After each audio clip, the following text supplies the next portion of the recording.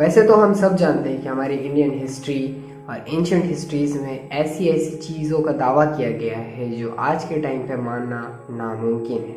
इसी में से एक हिस्ट्री है सम्राट अशोक मौर्य की, जिनके पास 9 ऐसे लोग थे जिनके पास इतनी अपार नॉलेज थी कि जिसके बलबूते पे वो सारी दुनिया पे राज कर सकते थे। उनके पास weapons, communication, sociology, philosophy, microbiology, propaganda जैसे ऐसे ऐसे नॉलेज थे जिसके बलबूते पे वो बिना ही युद्ध के सारी दुनिया जीत सकते थे। ऐसे ऐसे प्रेशर पॉइंट्स, एक्यूप्रेशर पॉइंट से भी बढ़ के उन्हें पॉइंट्स पता थे जहाँ छूने से लोगों को जिंदा और मारा दोनों किया जा सकता था। इन सब नॉलेजों के बावजूद भी उन्होंने इन सबको छुपा के रखा। ना ही इन सब का राज किसी अपनी बुक्स, साहित्य और ना ही किसी चीज़ों में इसका जिक्र किया, फिर भी इन सब चीज़ों को आज एंशिएंट हिस्ट्रीज के थ्रू हम तक पहुंचाया गया। तो चलिए इस हिस्ट्री को आगे बढ़ाते हैं और आपको इसके बारे में बताते हैं क्या सच में अभी तक वो 9 लोग जीवित हैं या नहीं। सम्राट अशोक मौर्य साम्राज्य के सबसे प्रसिद्ध शासकों में से एक थे। कलिंग युद्ध के बाद उनके जीवन में सबसे बड़ा बदलाव आया और उन्होंने बौद्ध धर्म की ओर रुख मोड़ लिया। अब मैं आपको बता दूं कि कलिंग युद्ध क्या था। कलिंग युद्ध 261 ईसा पूर्व, जब इस युद्ध में 1 लाख लोग मारे गए, खून की नदियां बह गई, इधर से उधर लाशें ही लाशें बिछी थी। तो ये सब देखने के बाद राजा ने सिर्फ एक चीज़ ठाना कि इन सबको अब बंद करना पड़ेगा। उन्हें पता चल चुका था कि अगर इंसानों के पास एडवांस वेपन टेक्निक्स आ गई तो पूरी दुनिया को ख़त्म कर देगा और ऐसी ही लाशें बिछती रहेंगी। तो इस बात को ध्यान में रखते हुए उन्होंने अपने साम्राज्य के 9 सबसे विद्वानों को बुलाया और बुलाने के बाद उन्हें 9 अलग अलग किताबें दी। उस टाइम के 9 सबसे विद्वान और 9 सबसे नॉलेजेबल बुक्स इन 9 लोगों में बांट दिया गया था। इसके बाद इन 9 लोगों को कहा गया लोगों से छुपकर आप इन सब में ज्ञान इकट्ठा करेंगे और हर साल आप इसमें कुछ ना कुछ नया जोड़ेंगे और ये कहानी पीढ़ी दर पीढ़ी आगे बढ़ते रहेगी। राजा के इस रूल को फॉलो करते हुए ये कहानी उस समय से अब तक चलती ही आ रही है। अब समझते हैं कि इस कहानी की सच्चाई कितनी है और झूठ कितनी है और इस कहानी के पीछे के तथ्य समझेंगे। आखिर ये हिस्ट्रीज पढ़ कैसे रही है और इनके बारे में पता कैसे चला। चलिए आगे जानते हैं।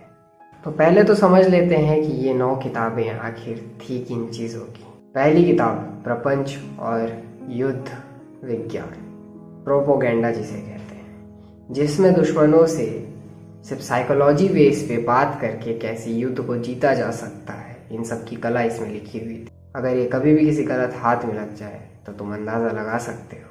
अगर तुम्हारे हाथ में ये बुक होती तो तुम क्या करते, कमेंट में ज़रूर बताना। दूसरा है फिजियोलॉजी, जिसमें हम छोटे छोटे advance techniques, high pressure, acupressure, इन सब चीज़ों के बारे में लिखा हुआ था, जहाँ से लोगों को आसानी से छूकर मारा जा सकता था, जो कि काफ़ी खतरनाक है। आज के टाइम के एक्यूप्रेशर से भी ज़्यादा एडवांस थी उस टाइम की ये बुक। तीसरा जीव विज्ञान, माइक्रोबायोलॉजी। इस बुक में ऐसी ऐसी चीज़ें हैं जो आज के टाइम शायद खोजी जा रही है और ये सब चीज़ों का राज उसमें पहले ही बता दिया गया है। और इन सब चीज़ों के बावजूद भी ये किताब आज तक कभी गलत हाथों में नहीं गई। चौथा है रसायन शास्त्र की किताब, यानी कि केमिस्ट्री। अगर मैं आपको एक राज की बात बताऊँ तो पारस पत्थर भी एक रसायन शास्त्र है। आपको पता होगा कि पारस पत्थर कैसे लोहे को सोने में कन्वर्ट कर सकता है। आज के वैज्ञानिक इस चीज़ पे रिसर्च कर रहे हैं लेकिन उनके हाथ कुछ भी नहीं लगा। लेकिन अगर उस टाइम का रसायन शास्त्र की किताब आज के वैज्ञानिकों के पास हो तो इन्हें ऐसी ऐसी चीज़ें बनाने का मौका मिल जाएगा जो आज के टाइम पे सिर्फ एक कल्पना है।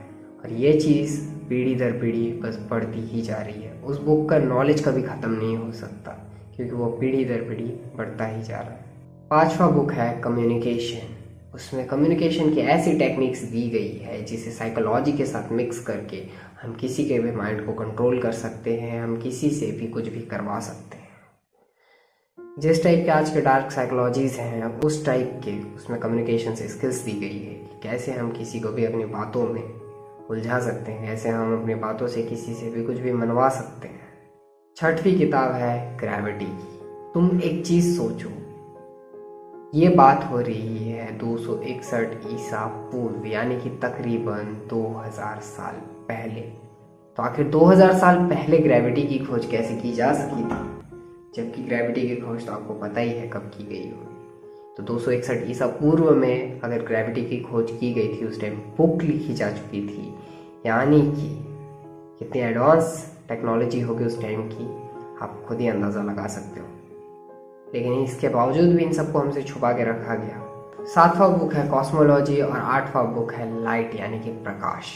प्रकाश की भी खोज की जा चुकी थी सन 261 ईस्वी में। और 9वीं बुक है सोशियोलॉजी, जिससे हम कैसे समाज में कंट्रोल कर सकते हैं, एक अच्छी चीज़ और एक बुरी चीज़ कैसे फैला सकते हैं, सब बताया गया है उस बुक में। अब समझते हैं कि इन बुक को कैसे और कब आगे बढ़ाया जा रहा है। बेसिकली इस बुक को आगे बढ़ाने के लिए पीढ़ी दर पीढ़ी लोग अपना उत्तराधिकारी स्वयं चुनते रहते हैं और इस बुक को आगे बढ़ाते रहते हैं।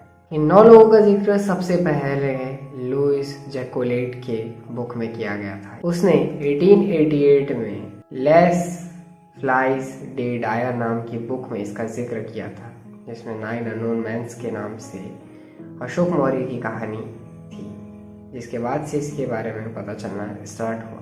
लेकिन एक बस फिक्शन राइटर थे, हिस्टोरिकल राइटर नहीं, यानी कि इसके कोई भी पुख्ता सबूत नहीं है कि ये कहानी सच है या झूठ।